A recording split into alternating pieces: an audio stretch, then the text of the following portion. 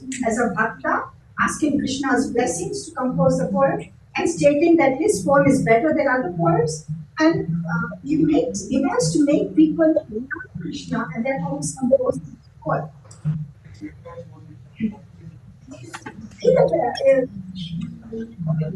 Next one. Everyone mute themselves.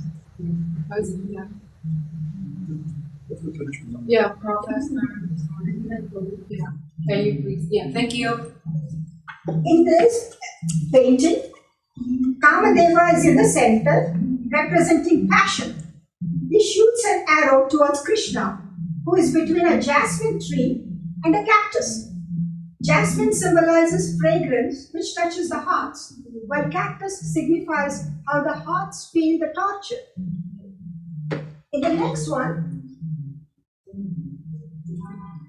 the same scene depicts verse 15 of Sarga 2. Here we find a good example of how carefully the artist matched his illustration with the meaning of the verse and how accurate was the scribe in writing the text along with the appropriate painting. In the text, he writes, "When swarms of bees buzz about and the forest huts of cottages are resounding with the going of cuckoos." The first line of the verse is on the right-hand side. Here she murmurs like a cuckoo. Radha points her hasta in the direction of the cuckoo that you can see above, the blackbird, delineated on the top. The artist places Kamadeva's imagery next to Krishna. On the other side, the Nayika is standing with a bare breast, suggesting her confession of his nail marks. We know that the text and the visual are two distinct modes. The text is broad, but the visual is impressive with details such as background. I feel that one of the reasons they have inscribed the work with text is that both visual and textual narratives were looked upon as interchangeable. Now, if we compare the Jor manuscript with the Gita Govinda manuscript in N.C. Mehta, figures of speech, as laid down in authorities by Bhamra, Uddhata, Dandin, Bhojaraja, and others. Here, we see Krishna's stupor as a consequence of falling in love. This is hidden. Keshav Das, unlike Jayadeva, distinguishes between hidden and manifest or prakasha conditions of different emotional states. There are no outward symptoms. Here, poetry embraces bhava and rasa. The artist makes his body look old, and Keshav Das questions whether he is in samadhi. He is in a huddled posture, bent knees, and gazes vacantly on the floor. We see the reaction of two maids who suddenly stop as they notice this condition. The painter also builds a complex facial structure by means of architectural elements such as the tent, supported by poles, compound walls, door, and foliage of trees. Thus, in the text, Rasikrapriya, we have a lot of new innovations that is seen. Another set of Krishna Leela scenes influenced by the Gita Govinda is found in Orcha Court near Jhansi, that is Bundelkhand in Madhya Pradesh. Here, what we find is very interesting. Here on the first floor room that opens into a terrace are seated Krishna and Radha.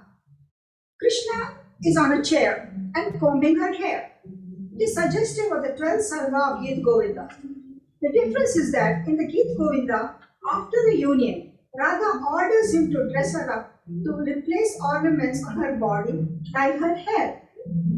But artist Sahibuddin, his real name was Sahib Ramadin, paints it in the Mughal style with a different architectural setting using contemporary iconography. Krishna wears a turban instead of a peacock. Foliage of pine can be seen out in the sky, while the painter creates an additional space that opens out.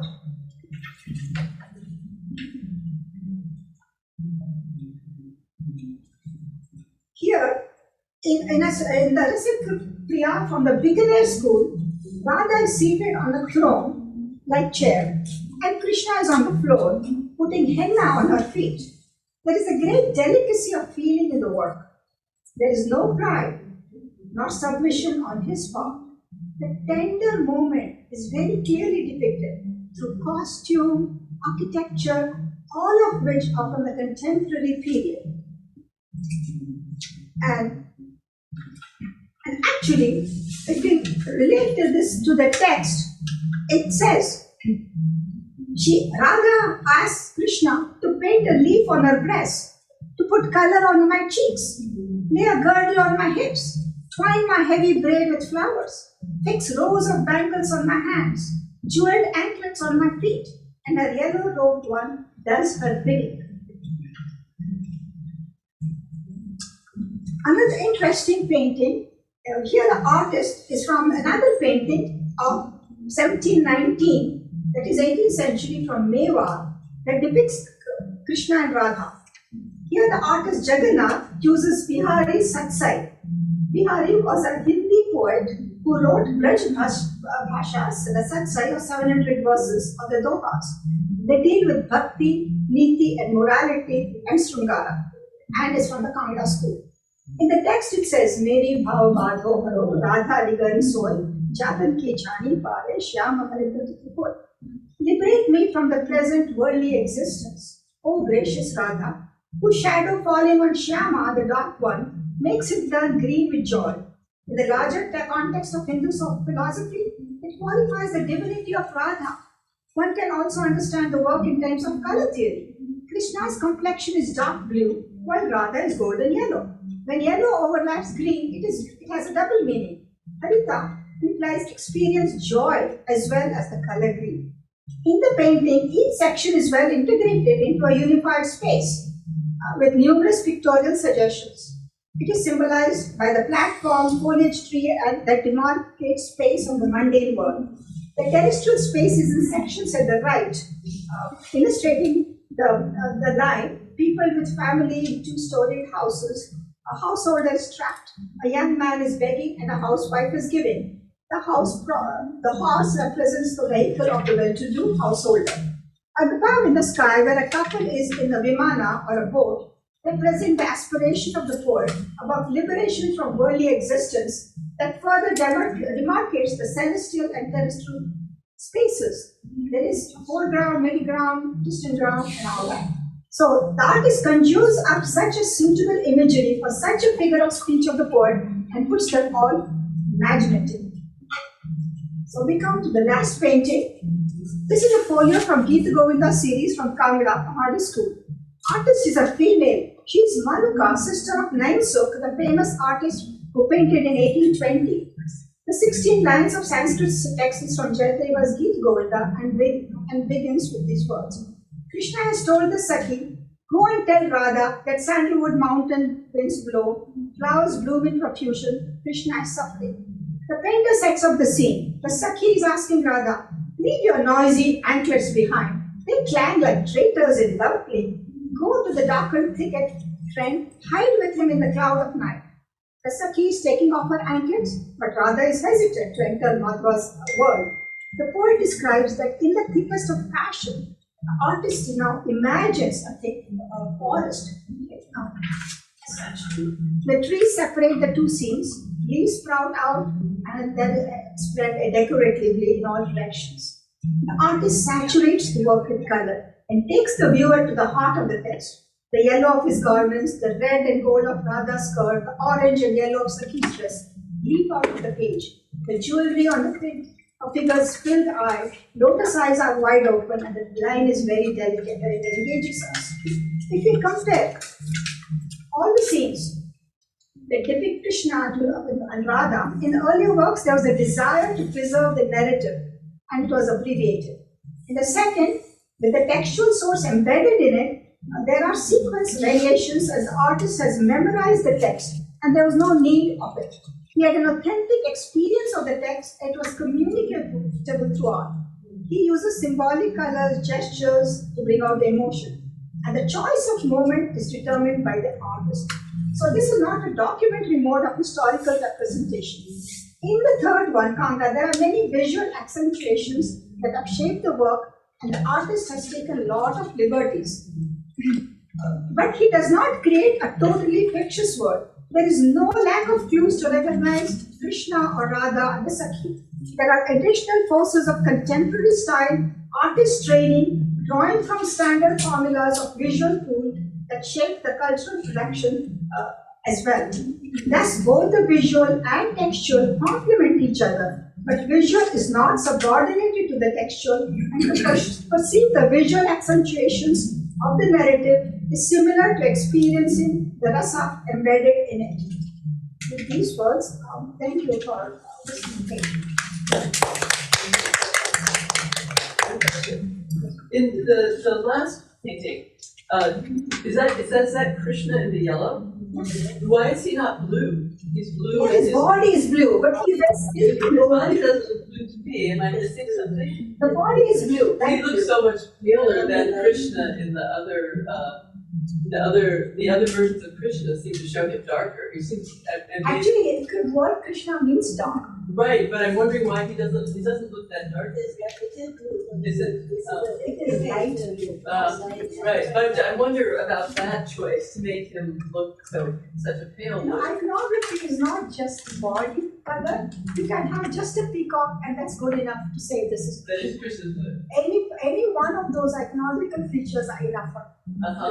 But you don't think that there's any sort of cultural significance behind making him less dark? Oh, but think that he might be from a different, there were different migrations and races that were, pluralistic society at that time. And this probably, where Krishna was, is like 900,000 BC, that we know the date, approximate date. This was, pre-Buddhist era. So from that era, it continued, and they wrote about Krishna. So no matter what, Krishna is always. Yeah. Did you say a woman painted this? Yes, a woman. What's her name? Cucamonga. I mean, that is surprising to me. I never knew about this. Who does the V.N. research for Goswami that? doesn't talk about this. So who discovers this system? No, this is other Ratan Parimu. Have you met him? Yeah, of course. He's a great. Yeah. Ratan Parimu says that this is Dansuk's sister. My sister. I see. Because there was no, even in the kind of lineage tree of Nansuk's family, this sister is not mentioned. I know. But Goswami also knew that Nansuk's sister did it. And I read it in one of Goswami's books also. He does a lot of this. Because even the style is interesting. It's not.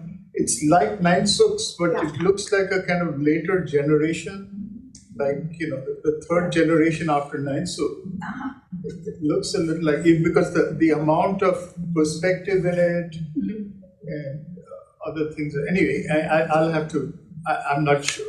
Yeah. Can you please spell the last name of the female artist? M-A-N-U-K-A. M as in Mary, A-N-U-N-U-K-A. Never heard of her.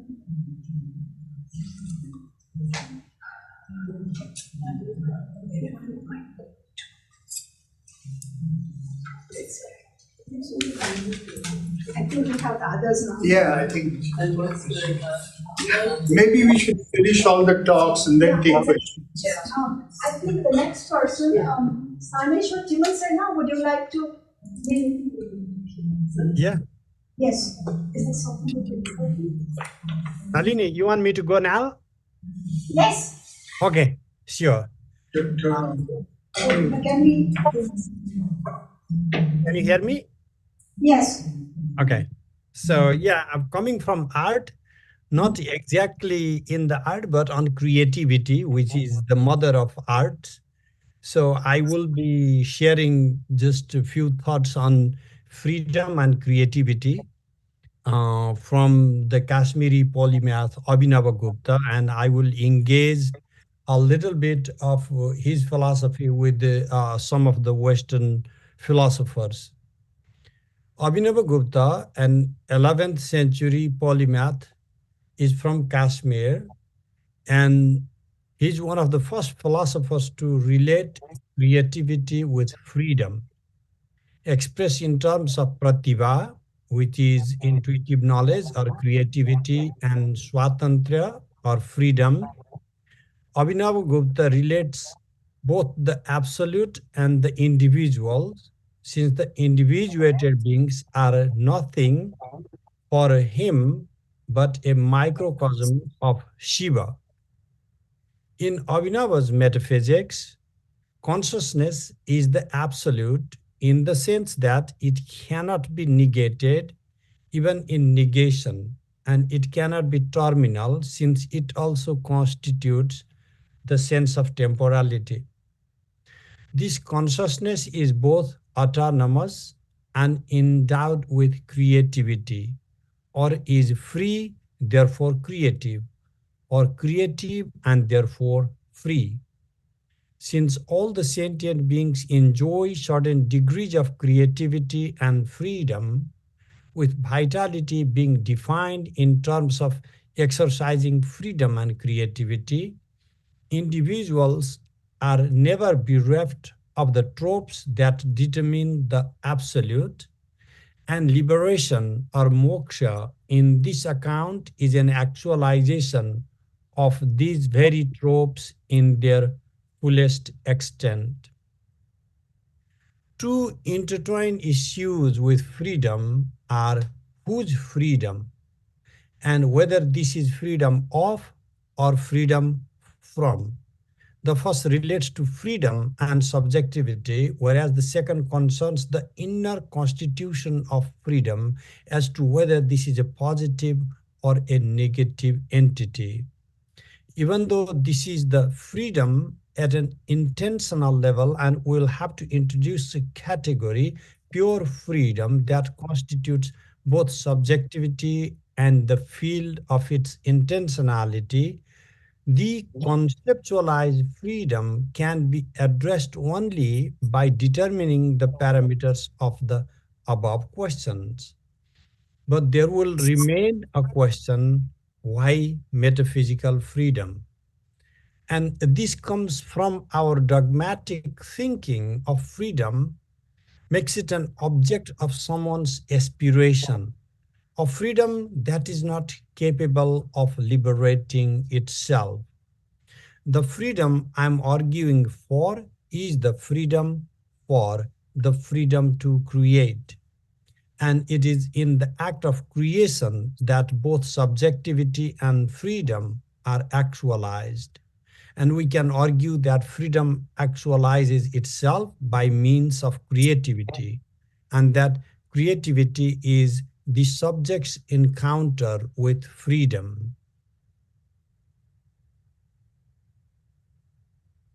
Henry Bergson shared some pioneering thoughts on freedom and creativity. I will only address a few points that I find meaningful for a global conversation engaging the concepts of Bhartrihari and Abhinavagupta. Bergson's understanding of creativity rests on the assumption that matter and elan vital, or life force, have an unbreachable chiasm. Material evolution, for him, follows order, while as for the life force, it constantly diverges from its course. He argues that evolution is a creative effort of life itself, and also assumes that life has certain definite directions while remaining unpredictable. Bergson grounds freedom and creativity in the very act of mutations. As for him, mutations are creative and not mechanical. These concepts are wrapped around his idea of novelty, where he breaks from Leibniz for making novelty as unforeseen in the past, not impossible, but not preconceived as possible either.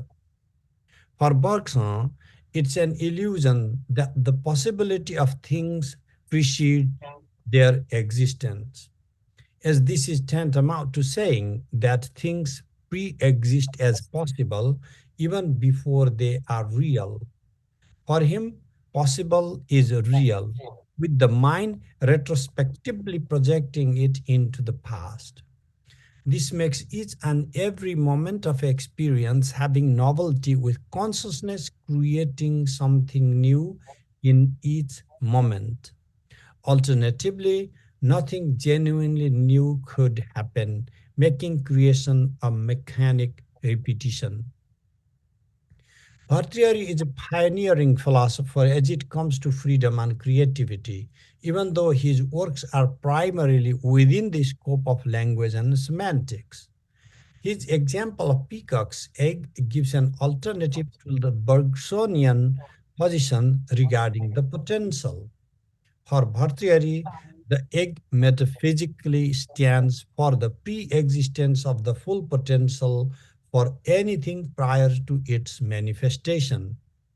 Apparently, the potentials of an egg to give rise to a foray of colors in the peacock feather is different from what Aristotle identifies as the potential within rock for the statue before it is carved.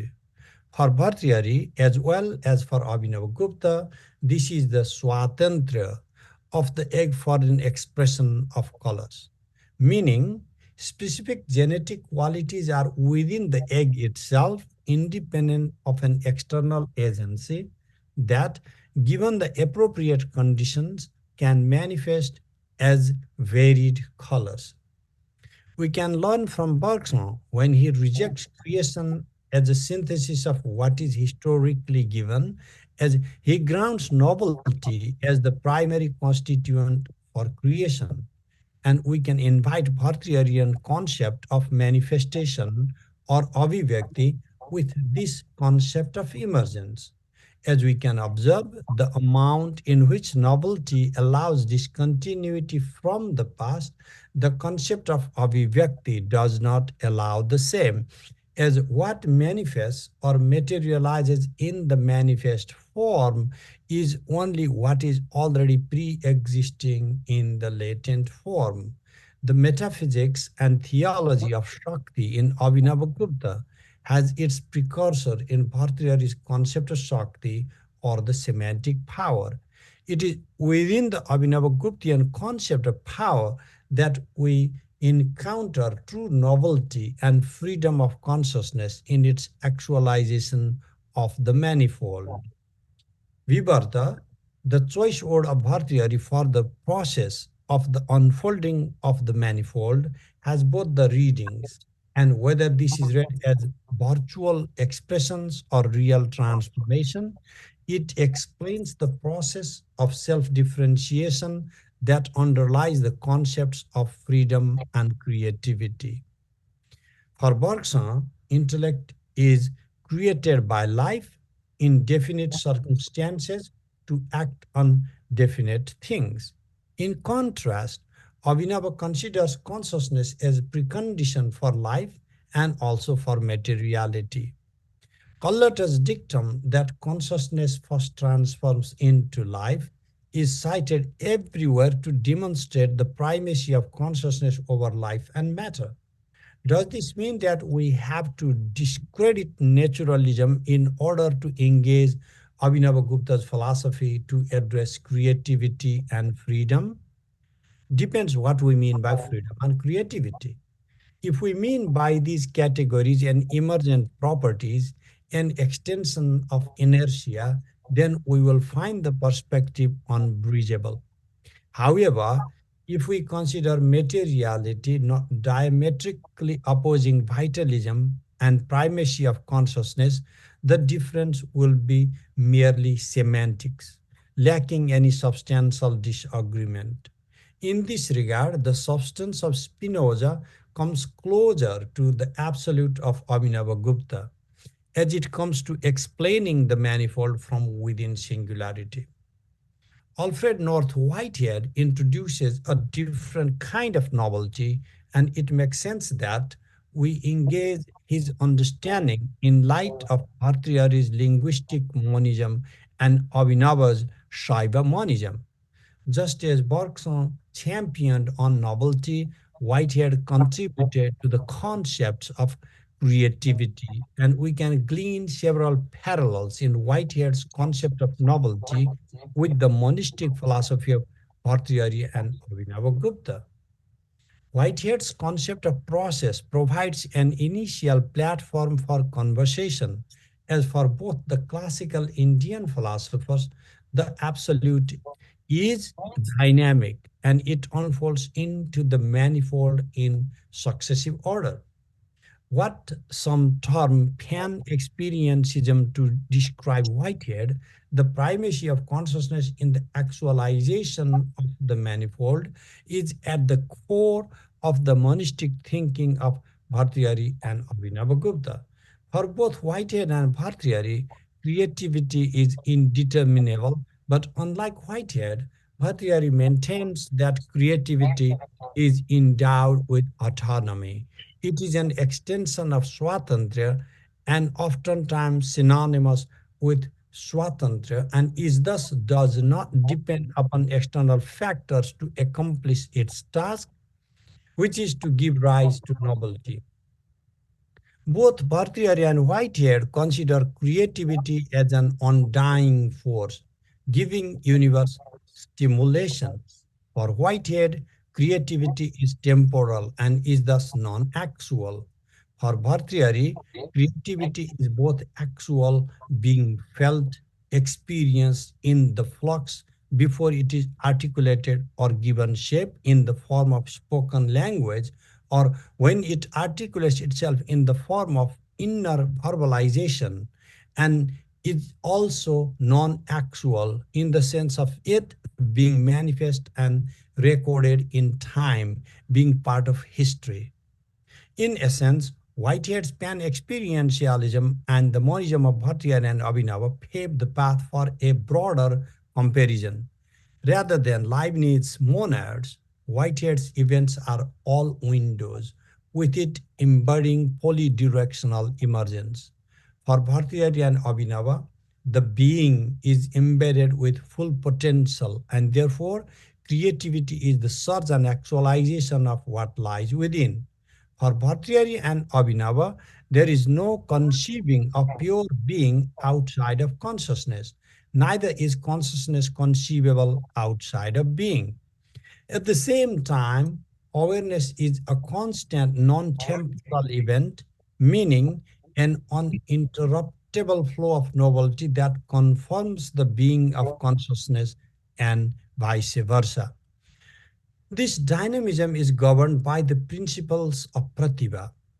Whitehead argues the transition from the red of awareness to the red of thought is accomplished by a definite loss of content, namely by the transition from the factor red to the entity red.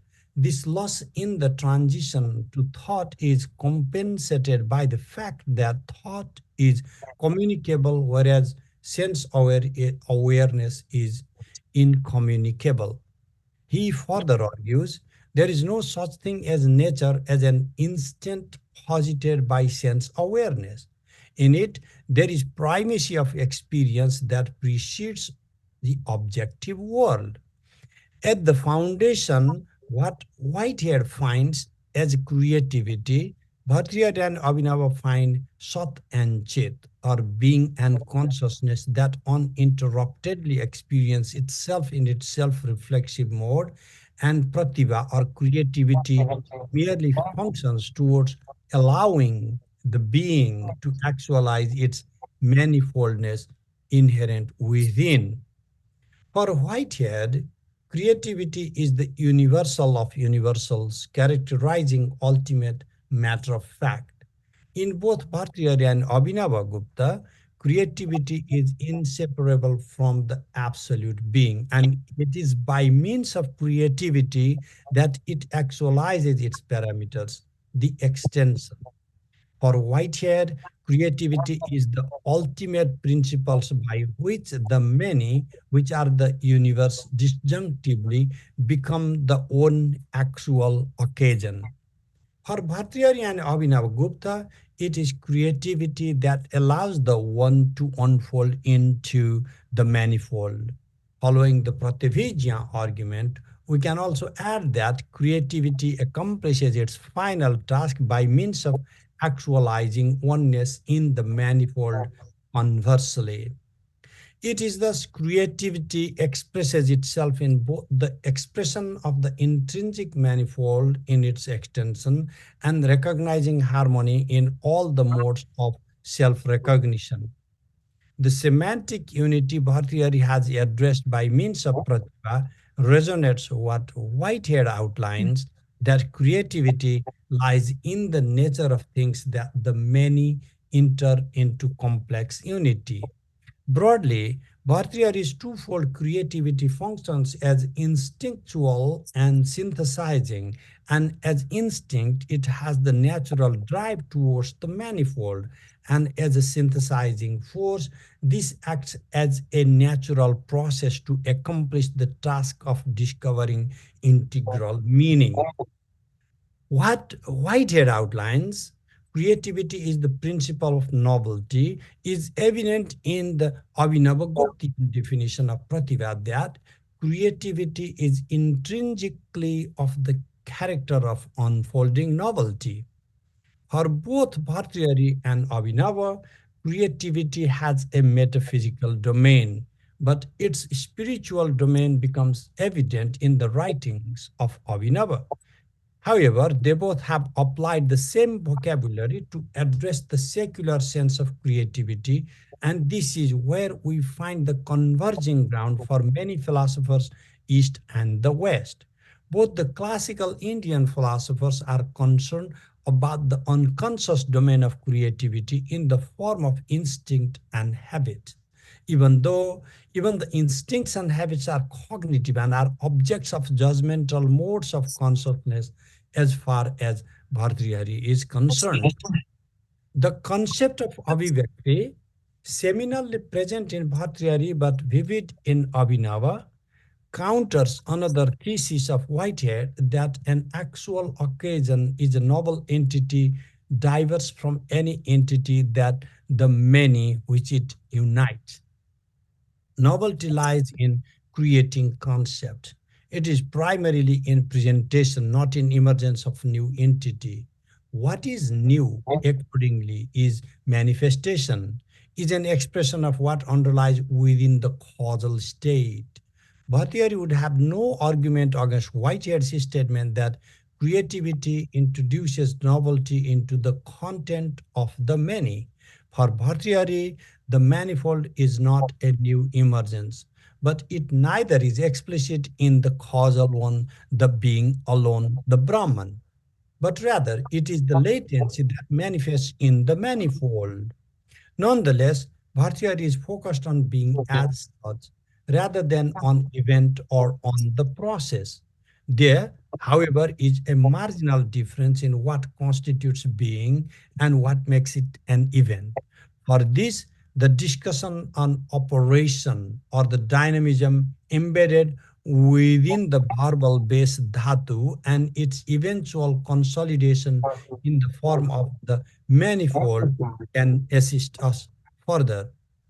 From the Abhinavaguptian perspective, there lies no instant when Pratibha is not actualized. It is the very effulgence of being by means of which consciousness reflexively conforms of itself. It is in this constant actualization that creation unfolds first from the source of being to complete its course by means of actualizing the manifold. The course of being and recognition is mapped through pratibha, the creative power, the self-signing or self-actualizing entity, and which, if reaffirmed or recognized by means of the accidents. Therefore, the concept of pratibha is somewhat distinct from Whitehead's concept of creativity, particularly in light of his argument that the ultimate is actual in virtue of its accidents. For him, the ultimate, which he equates with the creativity, is only capable of characterization through its accidental embodiments.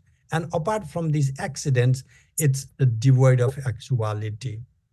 Yes, Pratibha is also nirupakya or indeterminable. However, it is not non-actualized. The ground on which Pratibha unfolds is the very self equated with being, and there is no moment wherein the being equated with self is unaware of itself. And this affirmation is accomplished by means of creativity. Finally, creativity and freedom are the central zeal of the embodied beings. We are perplexed as to what extent we are free and whether we are able to create something original. These are not the questions that can be boxed in some disciplinary boundary, as these are central to all our endeavors directed towards self discovery. And these are not the Eastern or Western questions, for these questions touch the core of our being, foundational to humanity. Therefore, these questions demand a global engagement, crossing over cultural or disciplinary boundaries. Thank you so much. Okay, then, without wasting much of our time, I would like to proceed with my presentation. And as I said, it really segues into Professor Timalsina's talk, which is a philosophical take on creativity. Now, this painting that I'm talking about also has to do with creativity, and then how it is related to Abhinavagupta's philosophy, this Kashmiri Shaivism. That's something we'll have to sit down and talk. Obviously, the artist who painted the Bhagavad Purana paintings, this is dated 1648, and one of the major artists of this particular manuscript happens to be a Muslim artist, Sahabuddin. So oftentimes he's called Sahabadi in a kind of corrupt version. So actually his name was Sahabuddin. All right. So let me then consider a few points before I proceed into my short discussion of one painting. Unlike Professor Rao, who showed a lot of images from various manuscript paintings and all that, but I have only one illustration to show. That way, I will cut down the time needed to discuss 128 paintings from this particular manuscript. Bhagavad Purana, as we all know, is a Smriti manuscript, and it falls into this Smriti category. There are, of course, 18 Mahapuranas. So it is one of the 18 Mahapuranas, major Mahapuranas, and there are 18,000 verses. And the history of manuscript, I would like to give a little bit of information, because this has a lot of historical importance, historical bearing, added to this manuscript. The size, if you look at the size, almost 9 inches and 15.5 inches long, which is considered oversized book manuscript according to Indian standards. So the manuscript that was used during this time is usually small size. Oftentimes they are called miniature paintings, but this one has oversized illustrations, oversized manuscript. It is a full manuscript. That means all the text is complete. Sometimes, manuscript pages are missing and here and there. So it is a complete manuscript. And there are, of course, the Bhagavad Purana contains 12 skandhas books, and with 12 skandhas, only 8, 9, 11, and 12 skandhas are illustrated. So those are the only skandhas that have illustrations. So the total number of illustrations are 128, which is a splendid number of illustration. This is the fully illustrated manuscript, for that matter. And out of 128, 88 are full page illustrations. and then the rest of them are half page. And I will show you, let's see. Now, these are the full page illustrations. The entire 15 inches and almost 9 inches long. And you can see this is the full illustrations, and then half illustrations is this. Only half of it, either to the left or to the right, is painted. Now let me go back. And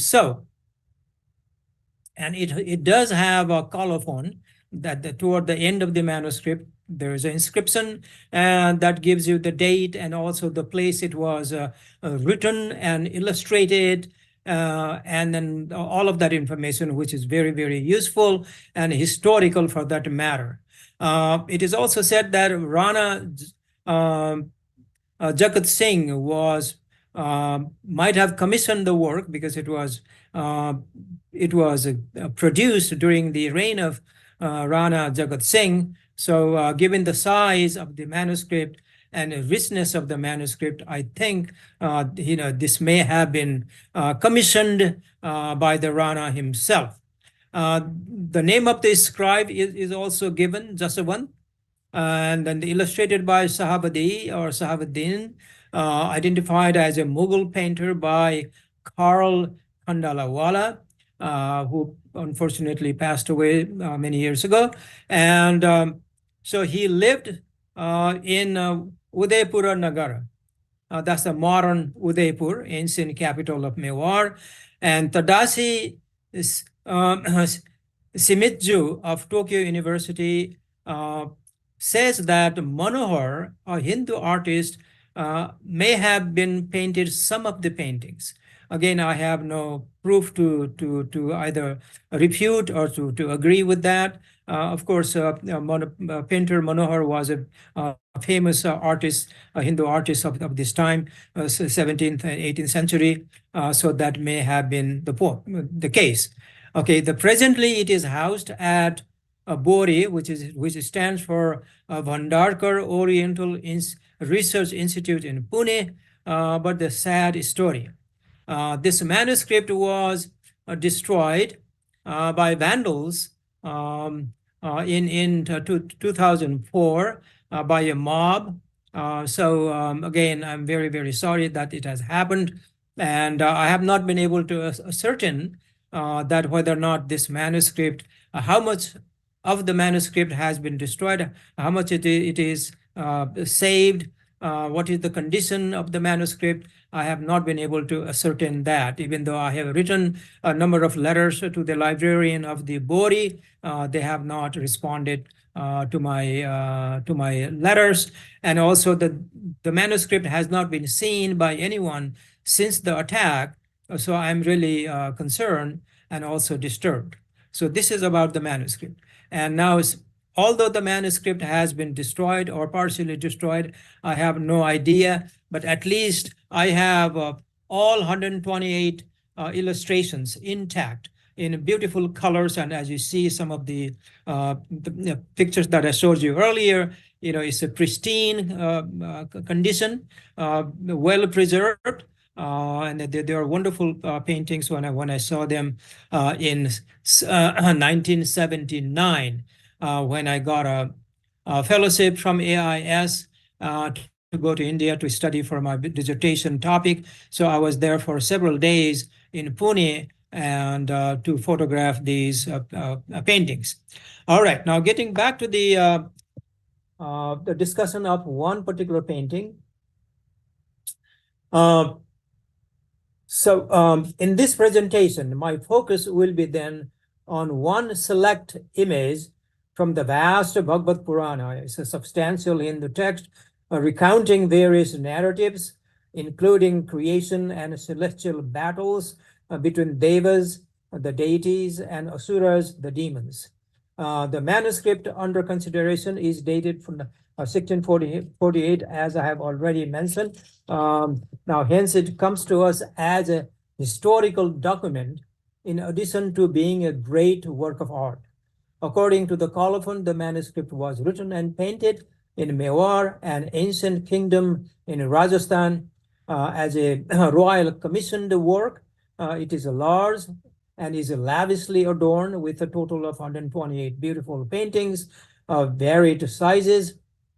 But my presentation, due to lack of time, will be concise and targeted, and I will try to finish it within 10-15 minutes. Let me begin with an examination of a singular image, a captivating portrayal of a celestial realm characterized by primordial waters, a cerulean sky, jagged rocks, and a solitary crocodile symbolizing land mass. And here is the painting. Okay, this is the painting to your right. You can see this is a half-size painting. There is a vast body of water you can see with the ripples of water. And to the left is a picture of Lord Vishnu seated in the middle, clasping, rather holding Lakshmi. And in front of him, there are the group of gods led by Brahma, and there's a Shiva and an Indra and other minor gods of the heaven. And then down here you see a crocodile and also the jagged mountains, so symbolizing the land, perhaps earth, and also there's a combination of the celestial part here, perhaps the Milky Way, something like that. Okay, now the story takes place when in the depiction, deities led by Brahma, Shiva, and Indra bow in reverence to Vishnu, Lord of the universe, encircled by a radiant golden yellow light, resembling the sun's effulgence. He is obviously God of the heaven, the solar god, Vishnu being a solar god. So he's represented with the lights of the solar, the sun's light. The narrative behind this image, which precedes this verse, and I'm going to show you my, what is my,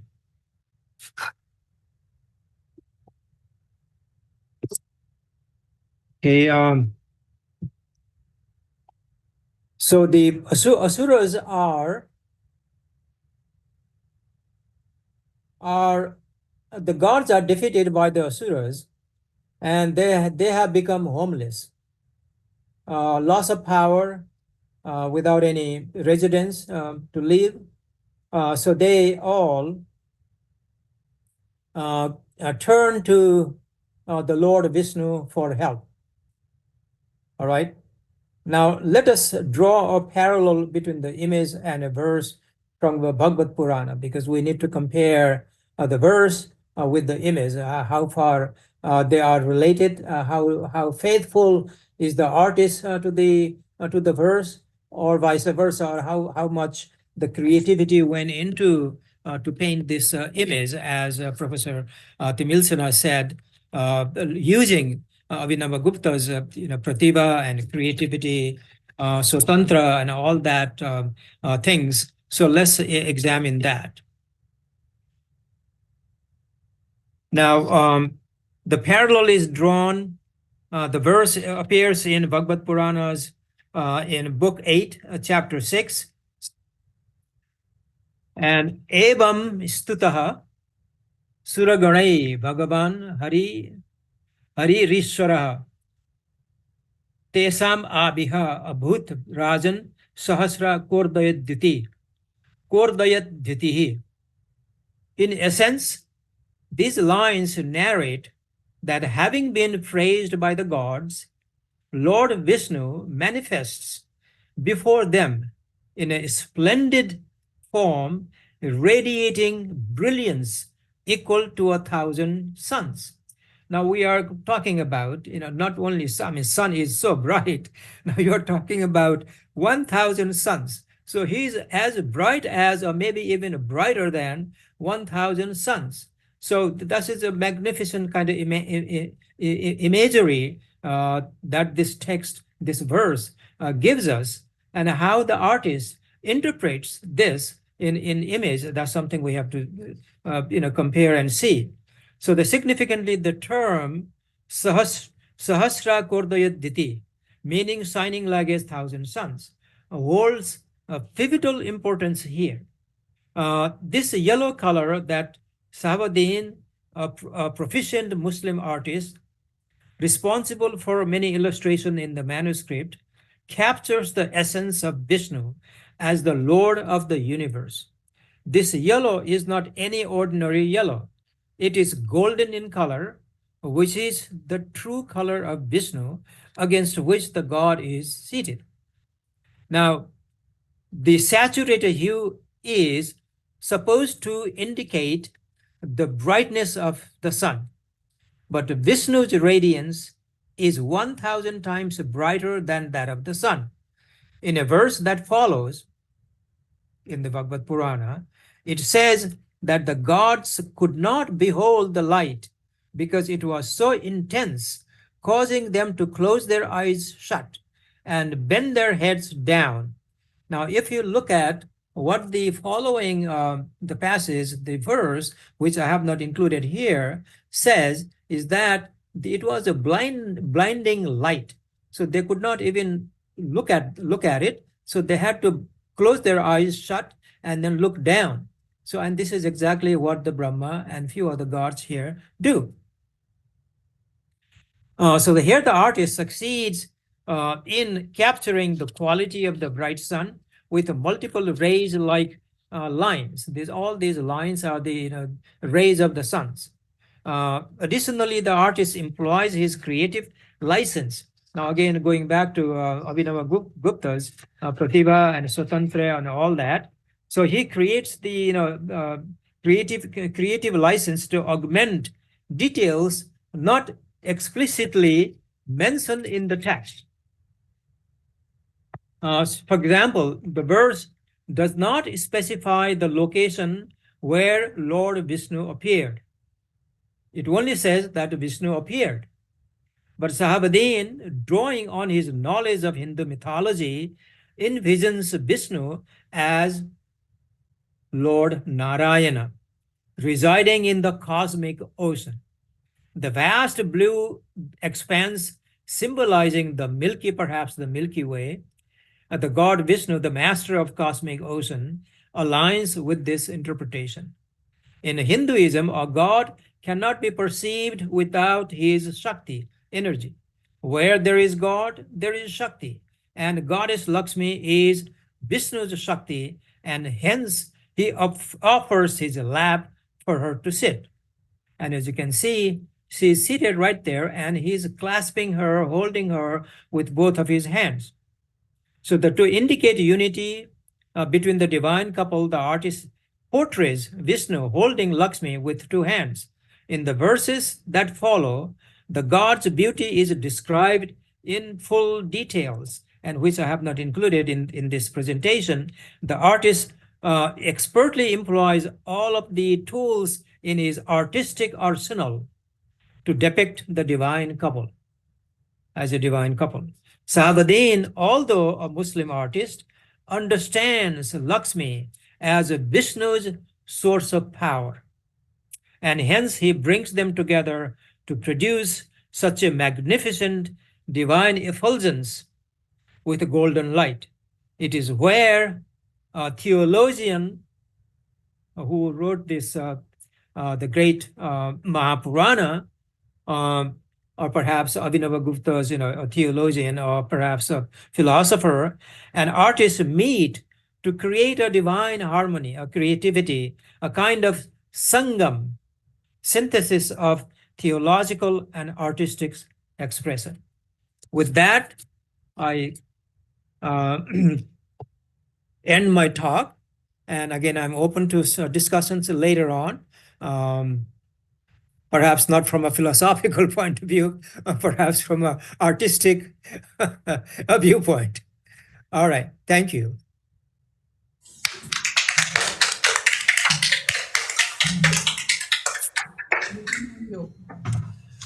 Good evening there and good morning here. I'm really delightful to be, part of this panel, which is focused on image and text. The expressive dynamism of contextualizing text through the visual arts, such as painting, sculpture, or illustration, is very effective because in this process, the text gets recorded and decoded contextually into visual imagery.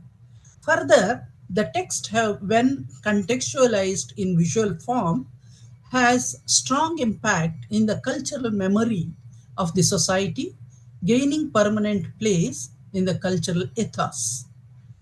One of the most and popular forms of Devi, the Mahishasura Mardhini, is significant in literary content and equally significant in the contextual imagery, transformed in painting and sculpture, traced to early historical times.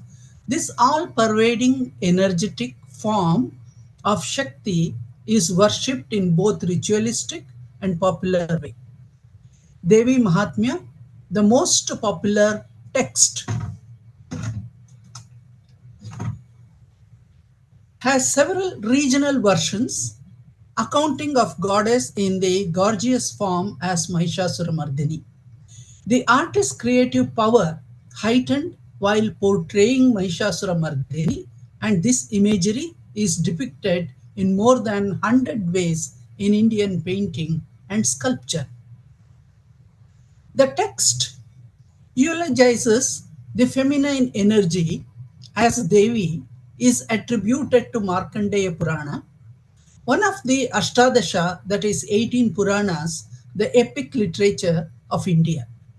Devi Mahatma is a text sourced from 81st to 93 chapters of Markandeya Purana, comprising total of 13 chapters, which has 700 shlokas or verses. Devi Mahatmya, the glorification of Devi, is the textual narration of Devi, the concept of which Shiva accounts to the way she is transformed as Samara Devate, that is, she is the goddess of warfare, as the vanquisher of demons and obstacles. She as the unified force of the sustenance of all lives of the Jagat, the universe.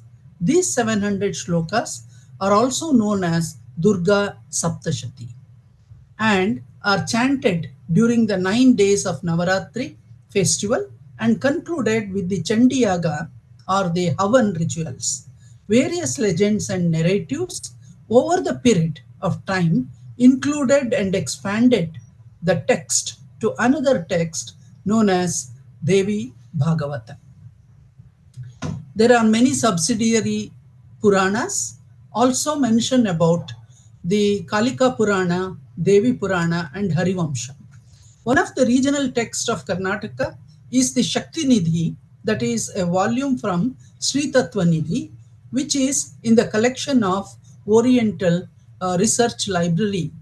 It's a illustrated manuscript by the well-known Krishnaraja Vadayar, the third royal family of Mysore, who has compiled this text into 9 chapters. So this is available for study in ORI library, that is in Mysore. So coming to the Mahishasuramardini, the iconography of Mahishasuramardini in all texts. So I have divided them into Purana texts and Agama and Shilpa texts. The Purana texts such as Agni Purana, Matsya Purana, Markandeya Purana, Vamana Purana, Varaha Purana, Vishnu Dharmottara Purana, Bhavishyat Purana, Devi Bhagavata Purana, Kalika Purana, Shakti Nidhi from Sri Tattva Nidhi.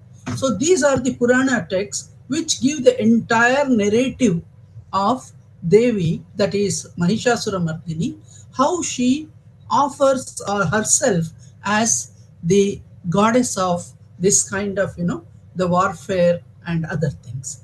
So Agama and Shilpa texts, they are the manuals to create the imagery or the sculpture or the painting of the narratives that they find, and they bring it in, transform into the composition, which we see as images. So I think the delightful discourse given by Professor Timalsina has been like a keynote for all our expression what we are presenting here. So here these are the Purana texts, and they come into Agama and Shilpa texts in the form of manuals. So we have Amshubhedagama, Purva Karnagama, Suprabhedagama, Mayadipika, Pratima Vignana, Prapanchasara Sangraha, Prapanchasara Tantra, Rupamandana, Shilparatna, Sharada Tilaka Tantra. So these are some of the Shilpa texts which have transformed the narrative text into imagery. That is what is interesting.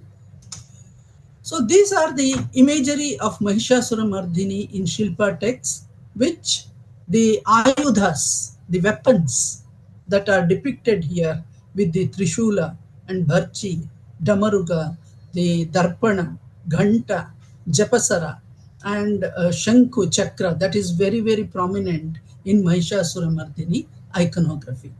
Even the mace, the gada, and all these vajra and all these weapons are, you can see in the iconography of Mahishasuramardhini. And these are the hand gestures which are used in those Shilpa texts.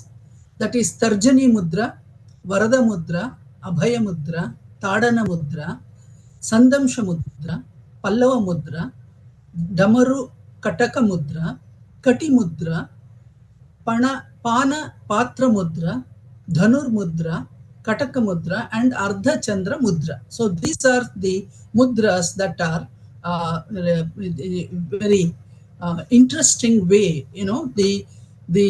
The prastara of the hastas or the mudras we can see in the iconography of the Mahishamardini image.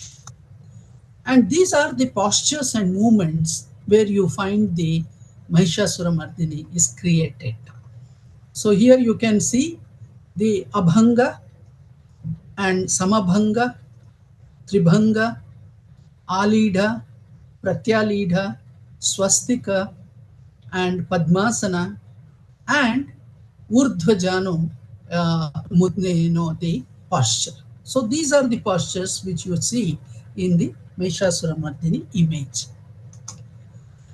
So they are the ornaments, how the Devi was given ornaments by different, even Ayudhas have been given by different, gods, like the Trimurtis create this imagery of Mahishasuramardhini and provide all kinds of Ayudhas, the jewels, and even the Surya and Chandra, everyone has given her, and because of all that, she is composed or compiled as the beautiful feminine form as Mahishasuramardhini. So you can see the Karanda Makuta, the haras, different haras, kantis, and a Rundamala, that is the necklace made of the skulls, the imagery of the skulls. Now, the text on Mahishasuramardhini, which has the chapters 2 to 4 of the 13 chapters of the text, Devi Mahatma, is devoted to Devi's most celebrated form of Mahishasuramardhini. The textual narration begins with a narrative where the Devatas, that is gods, led by Indra, were defeated by the demons led by Mahisha, that is buffalo in Sanskrit, and usurped in Indra's powers and declared as the master of the universe. Losing their powers, all gods united and approached the Trimurtis, the Brahma, Vishnu, and Maheshwara. In turn, they transformed their radiant energy, the Tejas Tattva, into an all-powerful feminine form, and then recognized as Shakti, the incomparable brilliant energy.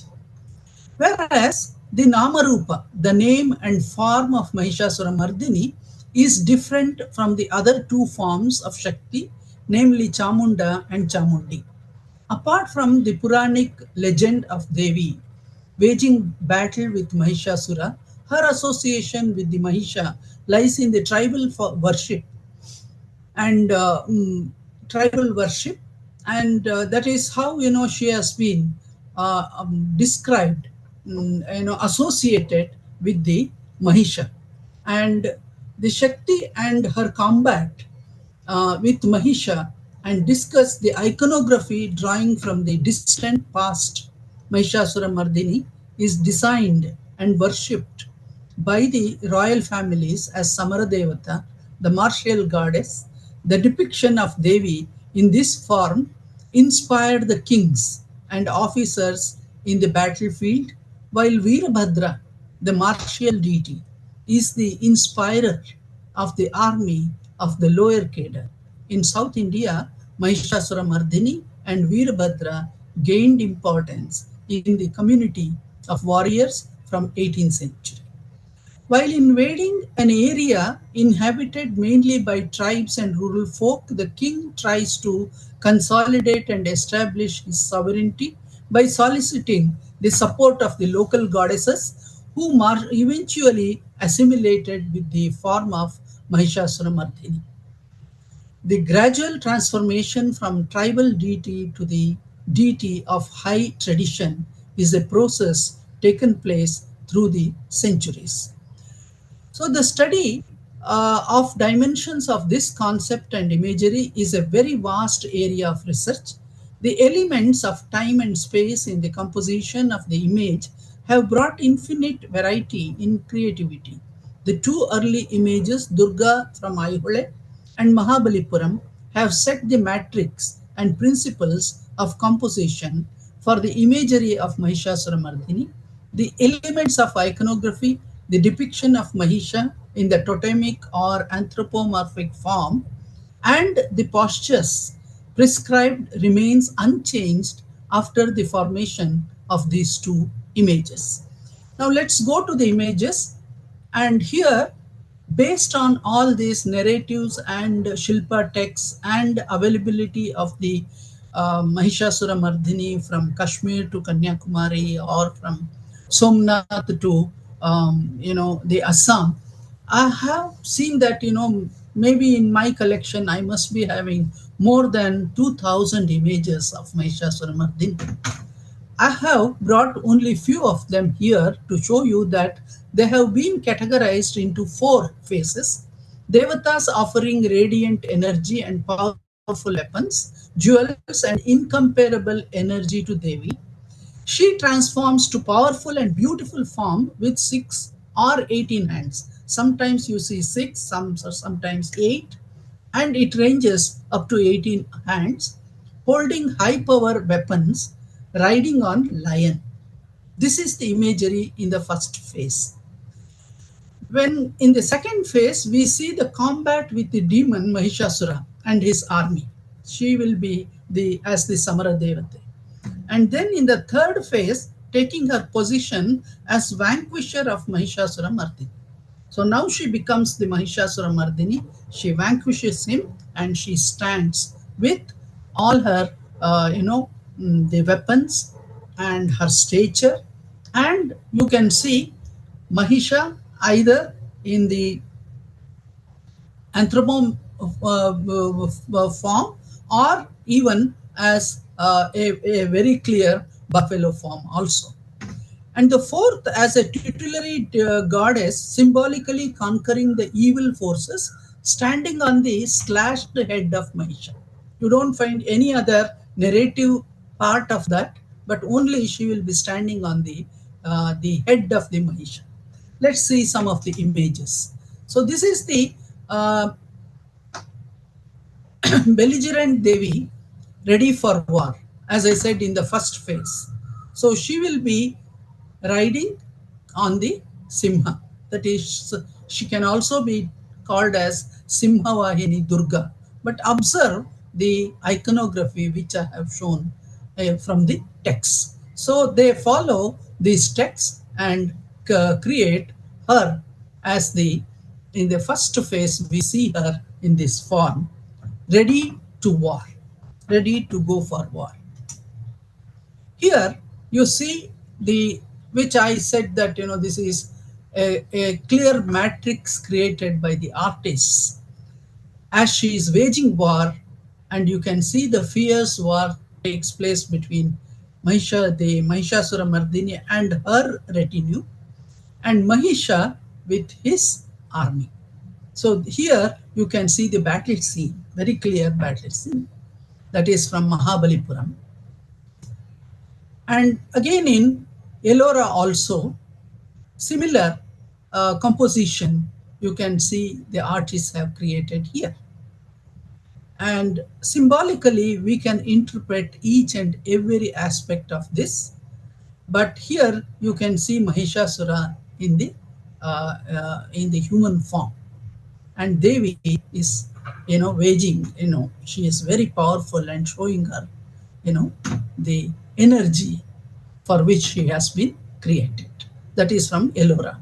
And this is a Devi Mahatma illustrated Pahadi paintings, also has the composition and beautifully created in this painting.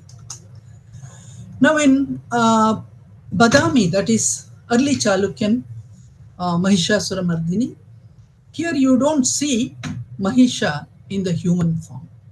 So that is what the matrix, this is the matrix I was talking from the Aihole, has been set with all the iconography of, and the Simha will be always there with her. And you can see the early phase in Badami, and in 8th century, you see in Pattadakal. And this is another Pattadakal. Little later, you see Mahisha in human form, and you can see the artist's creativity here, the movement, the profile, the way she is not looking at him, but you can see the power of Devi only with the Trishula, the way she has, vanquishing Mahisha. And here she is using only the bow and arrow, and also the Trishula becomes important. So these are from Pattadakal. And as I said, this is the 4th phase where she stands on the Mahisha, that is the head of the Mahisha. And there she will be treated as the tutelary goddess, triumph over evil. It's not only Mahisha, any form of evil. She is the one who will be, the, the protector of the entire universe. So Brihadeshwara temple you can see, and also Hampi, which continues the tradition in Vijayanagar times. And this is one from Colombo Museum. But in Hoysala art, you see she is most of the time, presented around Narasimha. So Narasimha is also that form has come into being to, as vanquisher of Hiranyakashipu. Similarly, here she has been projected. And this is one beautiful pattern, the Stratwell. So here you see Mahishasura Mardini with multiple hands, multiplicity, manifestation, vitality. These were the terms that has been used earlier by the speaker, and you can see their tadatma here, their appearance here, their creation here in this form. And this is the Sri Tattvanidhi, the manuscript from Mysore ORI library. Here in one part of the manuscript, she is shown as getting ready with all the weapons and other things, with several manifestation of Devi. And then she comes in the form of vanquishing Mahishasura in Sri Tattvanidhi. And I thank the conference organizers and Professor Nalini Rao and all my co-speakers for giving me this opportunity. Thank you.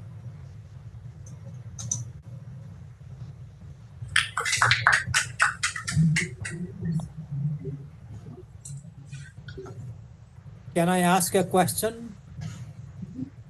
Yes, sure. All right.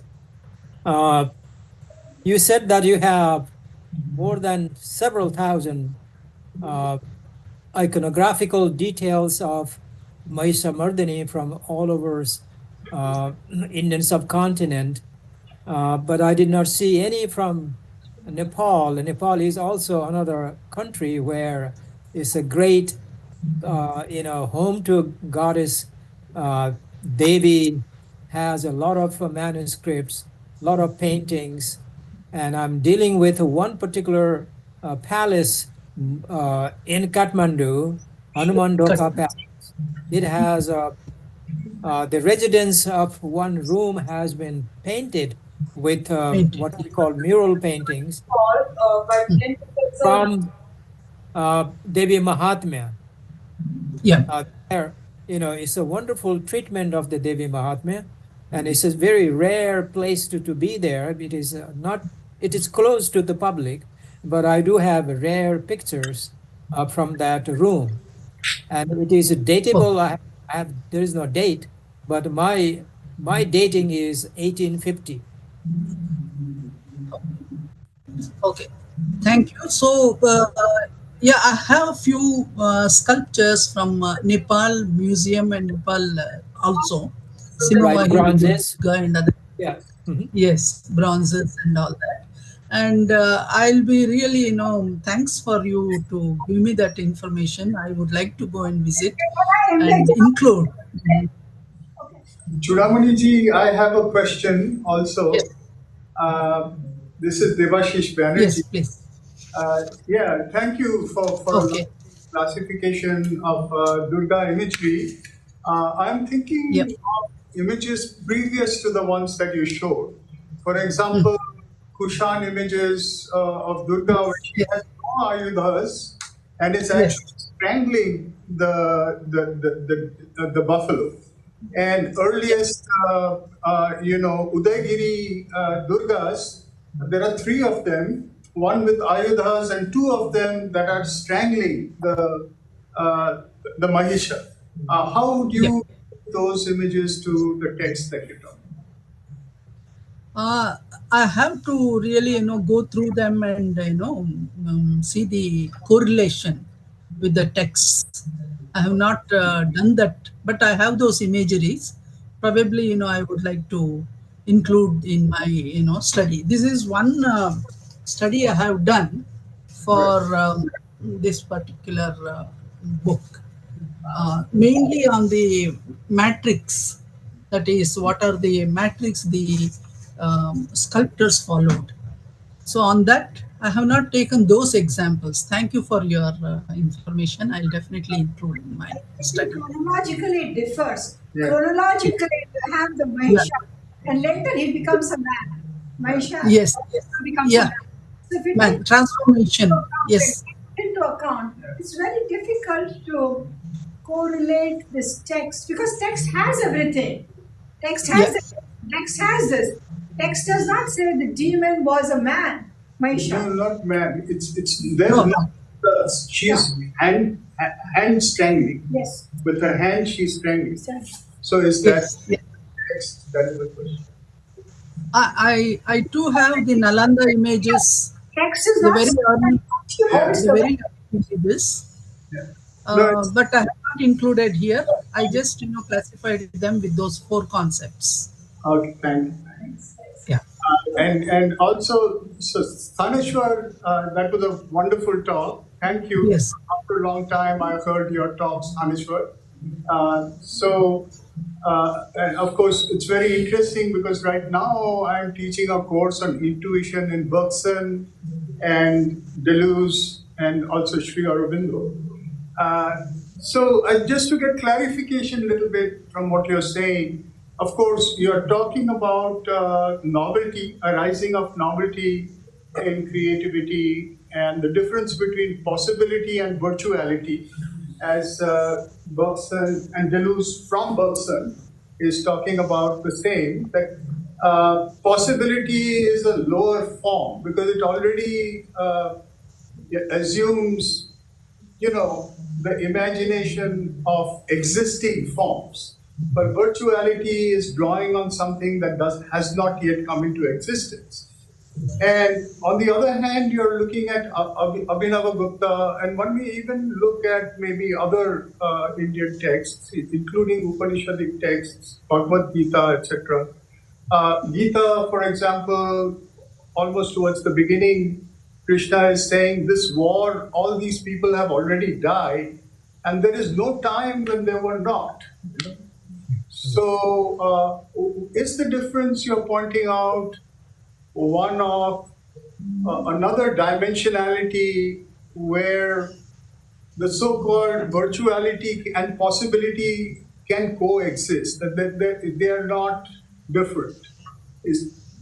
Can you clarify a little bit about that? So we have, at least let's go back to India, and we have these two contrasting philosophies of Shankara and Abhinavagupta. For Shankara, manifold can be explained only as virtual. It could not have been actual. But again, this virtual is not the way, because for Delos, even the virtual is real, So for Shankara, if we even compare that to be virtual, then that's not within the scope of the real. But Yeah. just to make a difference, I would use that as a virtual in the common sense, the way it is used. And in Abhinavagupta, the manifold is real. And so the novelty is not a mirage, a mirror image even. A novelty is an actual unfolding of the manifold, really becoming mirroring not in the false sense, but in a multiplicity. It's like in Delos, mirroring in the sense of Delos, not in the Lacanian sense. Yeah. So this is what I'm finding really interesting. I'm like a on one hand, I'm intrigued after reading Delos, but the ideas I'm finding original in Abhinavagupta and to some extent also in Bhartrihari are mind-bogglingly complex and also very comprehensive and to my surprise, not really taken seriously by contemporary philosophers. My guru's guru, Gopinath Kaviraj, did write a little bit on this topic, but after him, I really do not see anybody actually engaged in bringing this philosophy. And that is what Devasis, I know that you work in this area, and I'm glad you are here. It's yeah, and I would love to come and talk to your students if you like me to have there. So these ideas should be mapped globally, and the extent to which there are new ways of addressing these thoughts in the West, we are not developing our own parallel wings to develop to address how our thinkers, great philosophers have touched upon or gone into depth of addressing these ideas. So this Yes. just is so numbing, honestly, so humbling experience when every time I read Abhinavagupta, for every topic I like to explore, I feel more and more humble. And I just think that first people should read Bergson and Delos and finish everything and then go to Abhinavagupta, because if they go first, they are not going to appreciate him as much as he deserves, I understand. I agree totally. Yeah. Thank you. Can I? We will talk more, and definitely I want to explore this with you a little more. Yeah, Devasis, yes, please. And Choodamani, yeah, Professor Choodamani, yeah. Yes. It was so delightful to hear you, Professor Timalsina, and as you said, after reading the Western scholars and their, analogy, come to Abhinavagupta, you remain lifelong follower of Abhinavagupta. Yeah. That is my experience. And long back, there was one conference on creativity, and in South India, that is from Lalit Kala Academy, they had conducted, and this is mainly for the artists and the people to participate.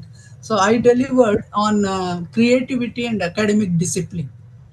They oppose each other, and it was so difficult, to I took my art students as my case study and worked on that. And as you said, this particular the concept demands global engagement.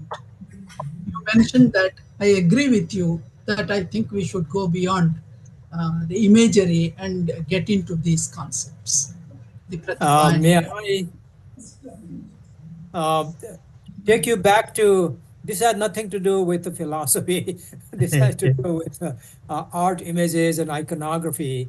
And going back to Professor Choodamani's a wonderful slide of Mahabalipuram, I often use that for my class as well. I also did a study of that particular panel many years yeah, ago. There is it's a very fascinating, material history study one can do, and through that one can also talk about the demons as lectures and how the demons were portrayed, and also the weapons that they are carrying. And have you ever noticed, and now especially I want to ask Professor Timalsina, the famous Gurkha knife, right? Kukuri. The kukuri is a unique Gurkha knife. yes, What is the origin of that? Because it is not found in India. The shape is a unique Gurkha knife. That's why it's a world famous Gurkha knife. And my little study, I began doing that after I saw the Mahabalipuram Devi Mahatma panel many years ago. If you remember, to the left bottom of the left panel, there are the demon, what you call yaksha, or the demon group, lectures. You might call them lectures, you might call them demons. The army of these demons, they are carrying, brandishing a knife that looks like exactly kukri. I said, wait a minute, where did this kukri come from? And that particular panel is dated to what? About 8th, 9th century? yeah, Um, eighth, yeah, 8th yeah, century. So, and early then early eighth. and of course, the kukri, have been used for many, many hundreds of years. And today, it is a staple of, the Gurkhas, like they carry kukri. And then I did some research, and then I found, guess what? In the 5th, 6th century BCE, it was used in Greece, and it is called kopis. Kopis, Kopis. And Kopis is a little longer, exactly same shape, but little longer. Whereas Kukri is a shorter, but the shape is the same. So I think it may have been like maybe it was originated in the West, and then introduced to in Asia, in India, through contacts with the Roman period and then Greeks and all that, and then of course they revised it in especially by the Gurkhas. So that's my take on it, but it needs further research. Yeah. Is it in use even today, Oh yes, oh Chris? yes. I have one Oh, here in my bedroom. okay, So okay, about the yeah. Kuki and the Kharga, right? For the Durga, there Uh-huh. you may have noticed in the coin that comes with the Sri Bhavani, like Right, this, right, that goes like that. Yes, like right, that. That right. is described, and you can find in the early No, no, coin. no, no. Khadga is definitely has a different shape, but the kukri is a unique. Yes. It does not appear in any old textual, in any names. You have a khadga, you have this, you have that, so many different names, right? But then, but then this kukri is a unique element that only appears, that's a modern, introduced, became popular during the British Raj, because when they, uh, took Gurkhas as a battalion, as a regiment, Gurkha regiment in the British Army, ever since it became popular. So it does not appear in any text, old text. Okay. I'm Let not, it flow. I have not done any research on that. So Yes. maybe We have It's a definitely Greek origin, but how it was introduced Thank and you. why it went to Nepal but did not stay in India, Answering the question. right? And but then in Mahabalipuram it does appear. Mahabalipuram around 8th century. That's it. Thank you, Deepak. I think we should continue our conversation. And thank you for answering the questions and giving such amazing talks. And we will get in touch with each other, and hopefully we can get out an edited book on narrative and text, on visual and the textual. That is my aim. I have begun this narrative. I have this as a very hot topic for India, where we do not have a lot of material all in one place, a big edited volumes of this book. And if you know more researchers and scholars who have done this work on this, we will include them as well. Thank you all, and we will hope to see you all tomorrow on Zoom for our other panels. Thank you. thank you. Thank you. Thank you.